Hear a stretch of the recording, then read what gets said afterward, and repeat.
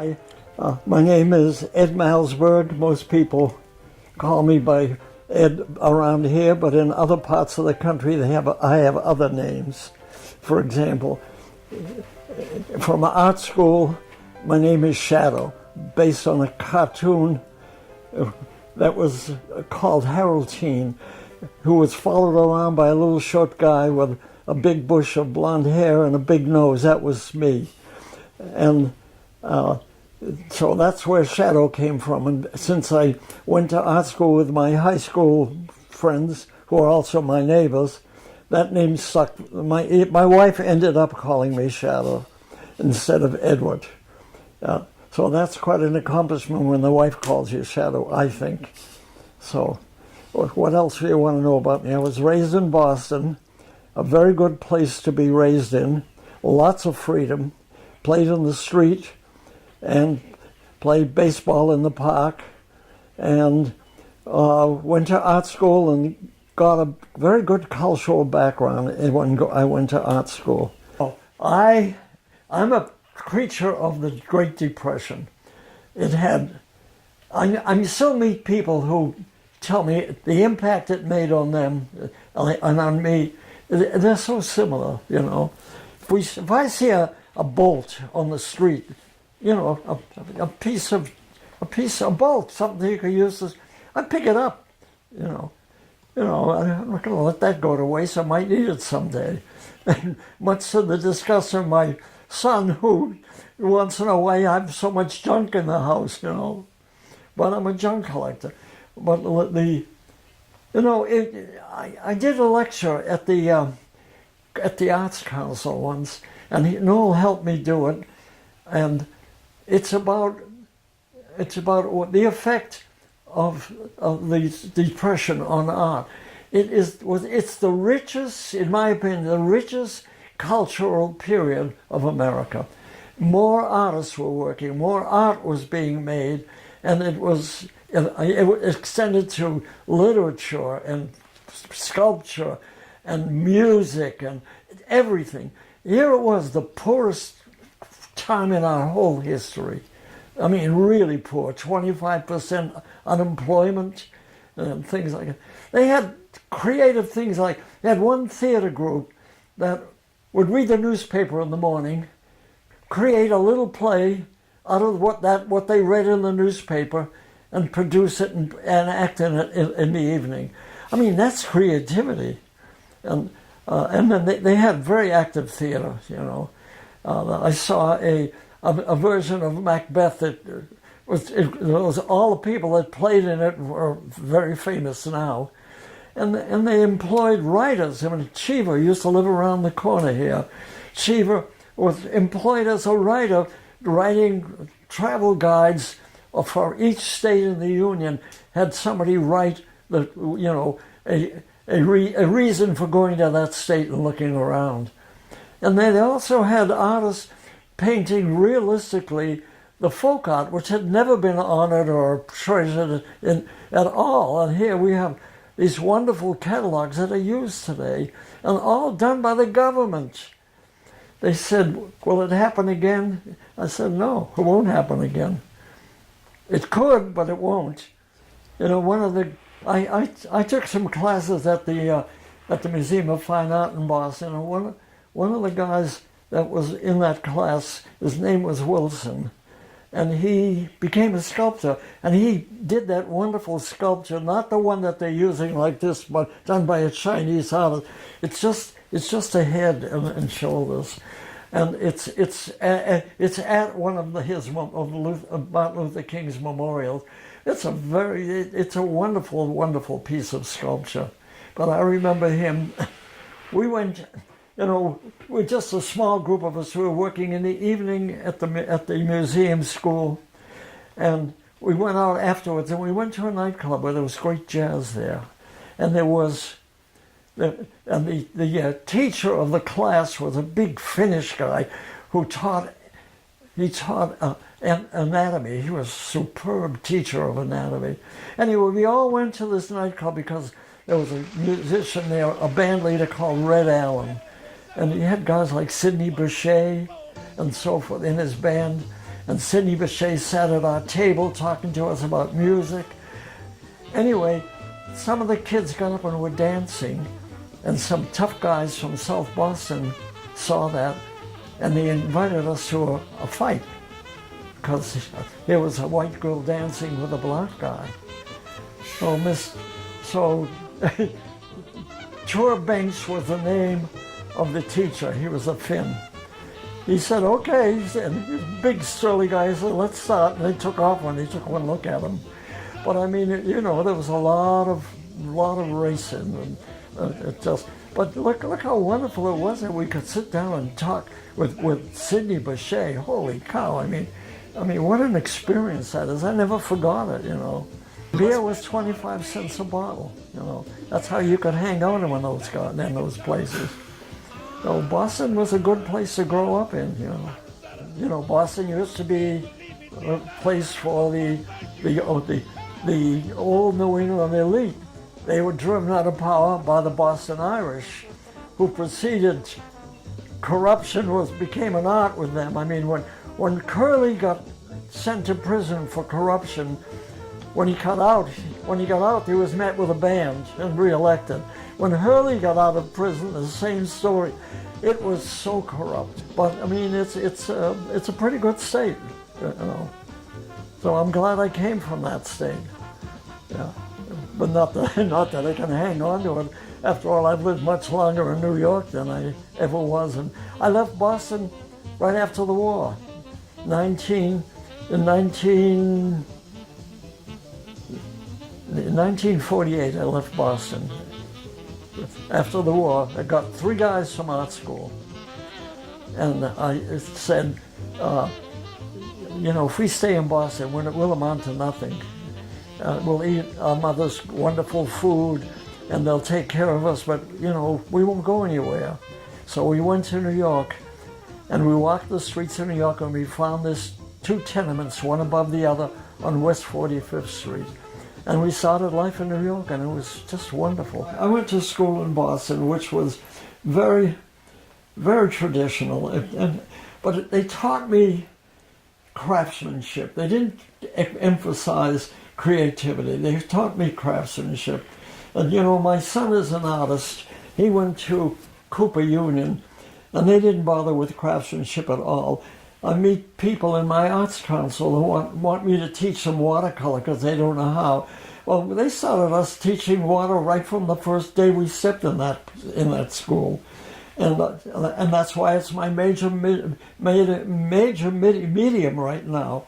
It's a beautiful medium, but I learned it in art school, and because I had no art training at all before I went to art school. I'd never been to a museum, you know, and going to that school changed my life. It really did, for the better. I mean, yes. Anyway, I worked I worked a couple of years in a shipyard, building aircraft carriers. I hated it. It was awful. It was hard work, full of anti-Semitism. I was doing very hard work, and they trained me to do it.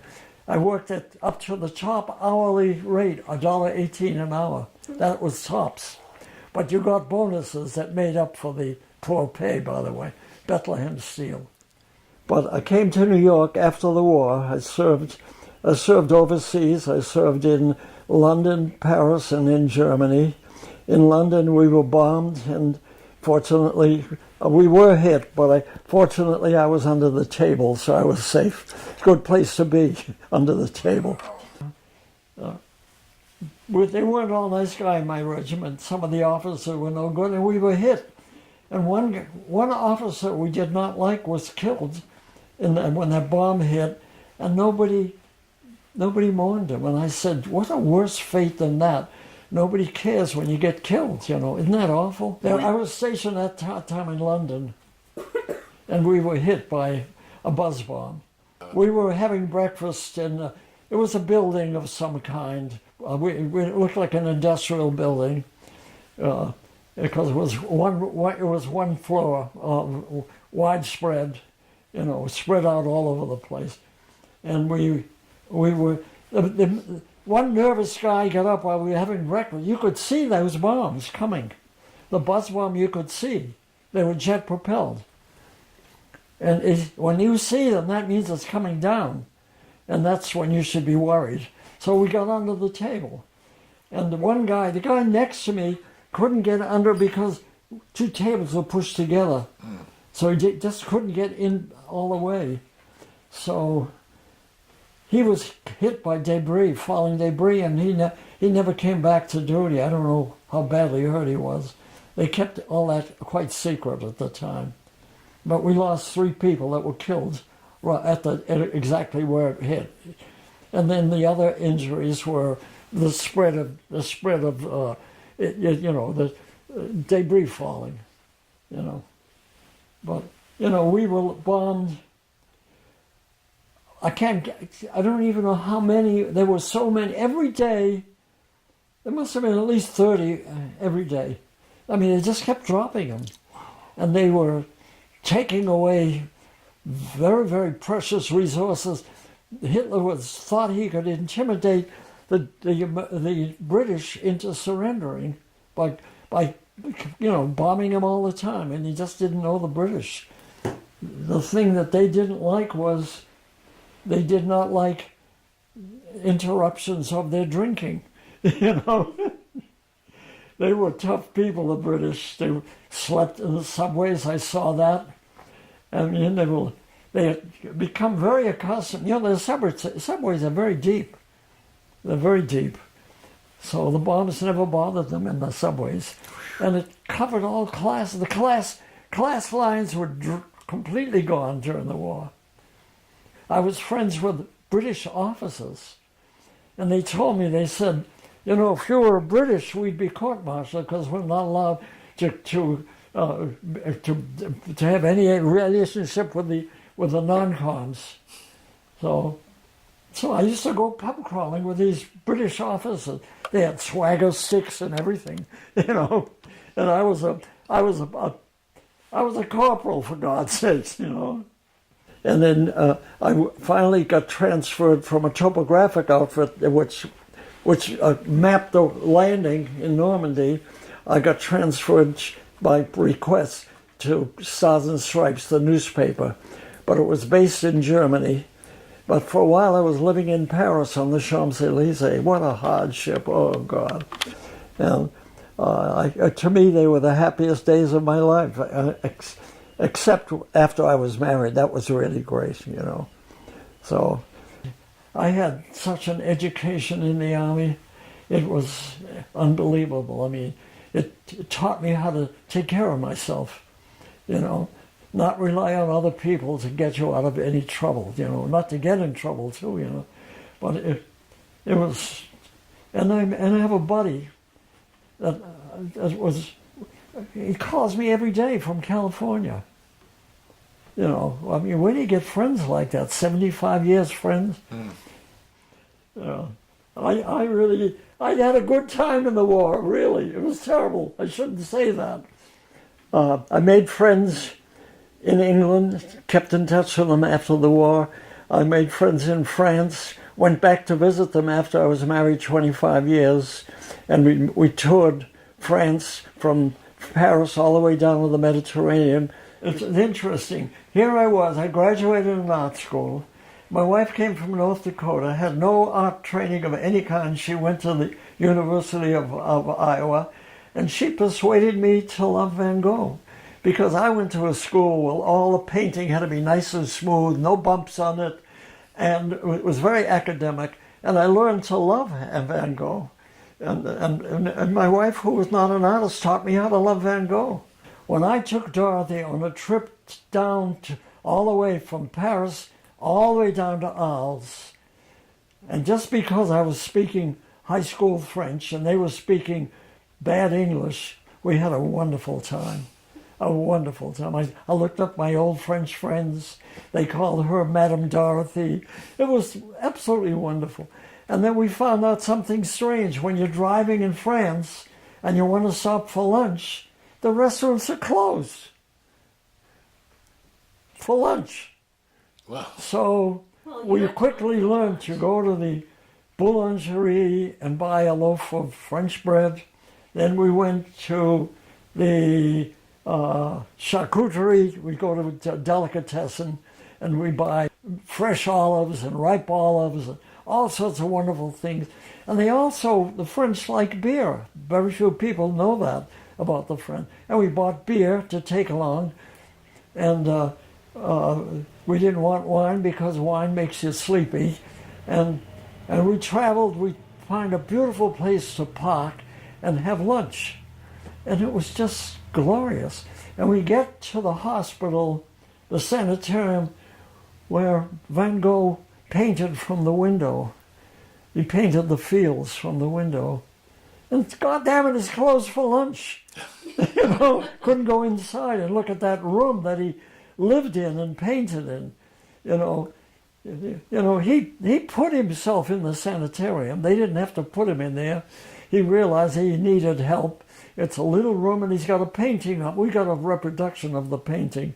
And there's the yellow building that he painted. It's still there, by the way, that yellow building. And there's the Place du Theatre, right up in the middle of Arles, the center of Arles, surrounded by all these shops. It's a tourist trap. But he painted Place du Theatre. And it's a lovely place. And you look down and below, because it's up on a hill, and there's all these stucco tiled roofs. They're Roman buildings, and people are living in them. They were built by the Romans. Can you imagine that? We did stay in Arles for a while, and I was astonished that Arles is a Roman city. The houses that the Romans built is still occupied, and it's quite surprising. Jesus, I still have such memories. The Loire Valley, oh God, and the city of Carcassonne, living up on this hill. It's a walled city, completely walled, So we went into Carcassonne. And I tell people, the thing about a walled city is that you're inside prison too. When you're inside that wall, you're not getting out, So, and then there's a place called Beaune, B-A-U-N-E. It's up on a cliff. It seems that France was torn by religious rivalry. There were two popes at one time that were fighting each other they had their own armies fighting each other to seize control of the popedom. Anyway, people fled to Beaune, where they carved a village inside the stone, which was soft yellow sandstone of some kind. So you get up on this hill with this Beaune, this little community, which is still occupied, and you look down on this valley, which is, oh God, it looks like a beautiful painting, deep down, and you'd think it would keep the Pope, this one Pope, from attacking it, and he captured it. No, no matter what you do, walls don't matter, heights don't matter. People scale the heights, they get through walls, and some people don't seem to understand it. The Chinese built a wall, how many miles long? We don't know. It's, 1,000 miles long to keep the Mongols out? It didn't keep the Mongols out, So, but he likes walls. I'd like to put him behind one, I guess I should keep political comment out of here. You can edit it, Artfully. Anyway, we had a wonderful time in France, came back home, and I had to start making a living. And I called some of my Army friends who were art directors, and they gave me work. And then the story goes on like that. Before that, before I met my wife, I lived with 3 other guys from art school in what we call Hell's Kitchen. It was a most wonderful time, We walked out, we had a dog that my wife conned me into buying, and we walked up 9th Avenue every night to try to see what the pubs had to offer. But that was a pretty elegant area for pubs. It was a lot of French restaurants. And then we moved to the village, the West Village, and we went every night to the White Horse Tavern, which was a hangout for Dylan Thomas. only we didn't know who Dylan Thomas was at the time, but he was there. And it was run by a man called Ernie, who used to serve my dog liverwurst because he loved dogs. And my first automobile that I owned after the war was a 1932 Chevrolet I bought for $175. It had been refurbished and it looked like a brand new car. And it had heat in it.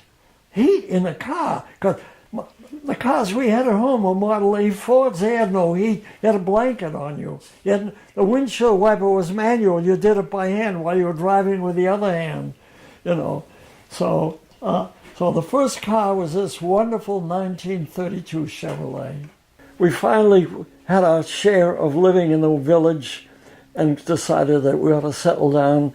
One of the art directors lived in Irvington, and he suggested I move to Westchester, which I did. Well, there's an estate up there, the Brandreth Estate, and I bought a building. It was actually, they had converted it to living, but it was minimal living, pretty bad. And I spent 10 years fixing it. Geez, what a job I did on that place. And then moved to this house. I'm spending a lifetime fixing this one. But I love Westchester, and I love Ossining because it's so diverse. When we came, Ossining was certainly not a desirable place to live. It was racist. The politics of the place was just political power with no benefit to the people living there. So eventually we formed a fusion party and got rid of them, and we took over the control of both the town, the village, the school board, all of which was badly needed. So I'm very proud of our generation, which was the generation that changed Ossining for the better. Wow. Ossining is now a desirable place to live, and I think we owe a lot of appreciation of that, what happened there, because these new people, that's my generation, they just thought that living in this area was worth it. It also is in beautiful country. It's a lovely country. I mean, I just take a few minutes and drove down the road. It's like I'm being in the Adirondacks. So, I found that part of living in Boston is what made me what I am. We went to art school, and we had teachers that cared about us, and also introduced us to a world that we'd never seen before. Like, they persuaded us to go to the theater. They persuaded us to go to the ballet, which I never thought I would do. And we also went to lectures that were free. It was called the Fort Hall Forum, right behind the State House, where eminent writers and authors used to come and deliver lectures. And it was a forum where people could ask questions. One memorable evening, December the 7th, in 1941, was the day that the Japanese bombed Pearl Harbor. And that day we went to hear a lecturer from Harvard who was a known Nazi sympathizer. He was a professor from Harvard, and the moderator of the forum asked us to please pay attention to the fact that we was in a free forum, and to ask these questions cordially, even though we did not like what he represented. So I remember it vividly. And not recently, I got on the internet, and to my surprise, the Fort Hall Forum is still running. And that was 70 years ago. It's amazing. So some of those things have really, made my life what it is. And then coming to New York, which I love New York above all the other cities I've ever been in. And that includes Boston, by the way. Except when the Red Sox are playing the Yankees. That's when my Boston heritage comes out. Well, influence. I think what I loved about New York was it was a giant panorama of the whole world there. Walking the streets, it was not provincial at all. It was worldly all the time. and it was what I call living a full life by living in New York City like that. And you know, we used to run into all sorts of interesting people when there. My neighbor across the hall when we lived in this tenement was Charlton Heston, the famous actor, who got his first acting job on my telephone, which telephones were rationed after the war because we hadn't gotten onto a civilian economy yet. But I kept in touch with him for quite a while. And, you know, there he is on Martin Luther King's great big march on Washington. There he is right beside Martin Luther King. So he is a complicated person. He was very complicated, but a very nice guy we found. Yeah. So we also had a gangster living on the second floor. That made us feel very safe, you know. But it was wonderful walking the street at night with your dog, dropping in for a beer. And I was outraged when they raised the price of beer to 15 cents from 10 cents. I thought it was a terrible idea. But we had enough of New York and we moved up here. You know, it's interesting. New Yorker wrote a long article about the people that really control art today. You know, the great galleries and they really are the ones that manufacture new finds. They have clients that line up to buy what they have brought forward. And you know, some of it is tragic. They brought a young man up from South America. He was a star for about 2 years and he's disappeared. I mean, they made their money off of him and he's gone. This happens over and over again, you know. And I don't think that control of the galleries by David Lerner and a couple of other guys, what's the name? He has an Armenian name. You don't remember him?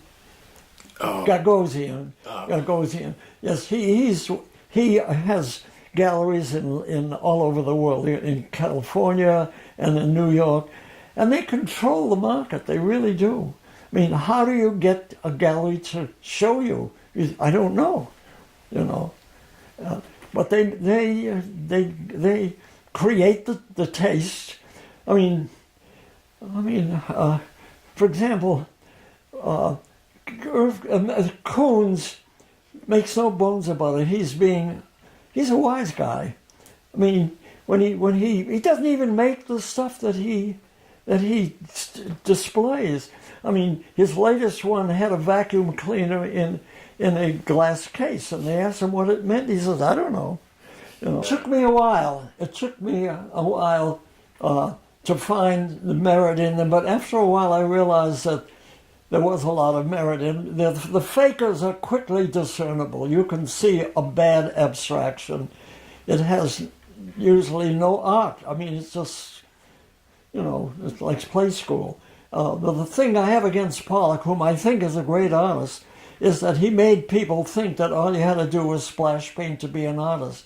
And of course that's not true.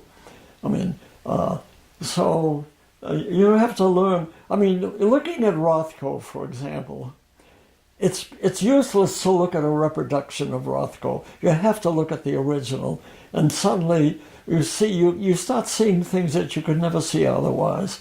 And so you know, some things lend themselves, for example, to reproduction, looking at reproduction, like in Basquiat.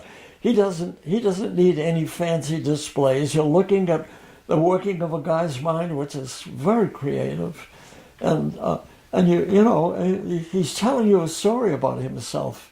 He really is. And being an illustrator is an illustrator tells stories, and if you go to a cathedral in Italy and you see all the great murals in Siena, it's because those people couldn't read. They needed all the biblical stories told to them visually, and that's what those great paintings are. They're illustrations. So I learned that illustration has merit. People speak of it scornfully quite often. But I mean, I love telling stories both verbally and on the canvas. David Hockney is a pretty good painter. His real gimmick is his paintings are huge. They're nice paintings, but I see a lot of nice paintings, and these are nice paintings. But he just sold the most valuable. He just sold the most valuable painting for $90 million, the largest amount ever paid to on a living artist's work. Now, they're nice paintings, but they're not that. They're not the giant masterpieces. And he works in a tweed jacket. He has a palette on his. Well, a tweed jacket. He's painting, with a palette, and I see. Is that what you do when you paint? We were in smocks, and they were so stiff with paint you could stand them up, and they would stay standing up. So there's a lot of false values, and you have to wade through them. Did you? And don't hesitate to experiment. Make anything you want as long as you're searching for beauty. I mean, he has people that worked making silkscreen prints. So he's a good graphic artist. Yes, he understands design and so forth. But a gigantic image like Campbell's soup. I mean, yeah, he's saying that there's beauty in that. Well, I don't happen to agree with that. I think he's been manufactured as a great artist. I think he's one of the people that will disappear from the books in time to come. And you can catch me you won't be able to catch me because I won't be around. But he created a fantasy world. I mean, people clung to him like leeches, and there was a fantasy world. The Warhol crowd. I don't know how he made it like that, but he was a good designer. Period. Again, Arthur Miller once said that he didn't like work that wasn't made by human hands, and I sort of, nature makes great art, but hands translated it. So, No. Anybody here wants to dispute me? It's okay. You can dispute my likes and dislikes. We all have them. Anybody, like the famous cartoon in the New Yorker of a couple looking at a big vacant canvas and they're saying, "Are we done yet?" I think it's a pretty good cartoon. Well, there were people like George Grosz that did political art. Mostly they attacked war and what it does. But, the man that did the famous American couple, this grim couple, that's a comment. Their lives look sterile and frozen. He did that deliberately, At least that's what I get out of it. Everybody brings their own picture to it, but I think it's a comment. It's not as obvious as Benton. His are wide open comments. But when you see Grant Wood, he's saying something about this rigid rural life. There's not a smile. They're grim. These people, there's no smile in there, nothing. Anybody want to dispute it? Okay, go ahead. Well, the history of watercolor flourished in New England. Winslow Homer and a whole raft of great art. Although I mustn't leave out Hopper, who did do a lot of work in Provincetown.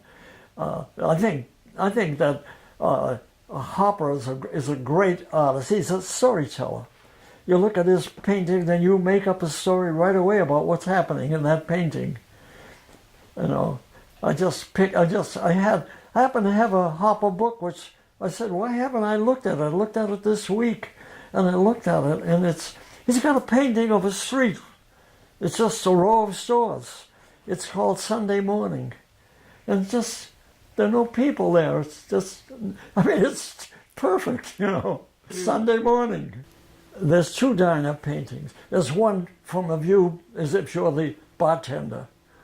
And there you can make up a story about these two people who are not looking at each other and bored. The other one is similar, but is painted from a different angle. You know, they're looking down at a gloomy lit, nighttime scene from the outside. But Winslow Homer's paintings are just, they just knock you over because of their simplicity. They're not worked over. And then John Singer Sargent, which they think of so great because of his portraits. Did you ever see his watercolors? I mean, those are real masterpieces. Oh, God, they're great. I tell you what I do see. The rise of graphics excuse me, the rise of graphics as art and acceptance as art, graphic novels. I think it's wonderful. I think it's great, you know, and that's new. That's very new, and certainly deserving of being cherished. It's really good. The man that started this, making it respectable, is Spielberg. He used to work for New Yorker, but he quit working for them to do graphic novels completely. And his masterpiece his first piece is called Maus, M-A-U-S. And it's about the Holocaust. So look at the power of graphic art. Wow, you know. So I think music it stands alone by itself, but it can accompany art, definitely. People like Stravinsky produce colors. When his work his great abstract work, it's colorful. I can see colors in his paintings and so forth. They're not sounds that seem like normal instrumental sounds, you know. I don't know if you know what I mean by that. Aaron Copland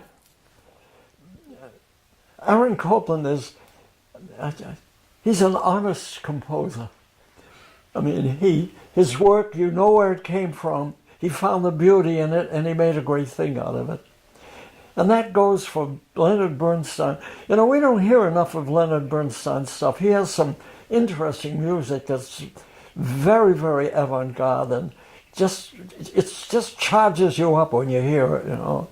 And there are other, you know, the French, the French had a group called Les Six, there was, you know, the artist that did Gymnopédie, Satie.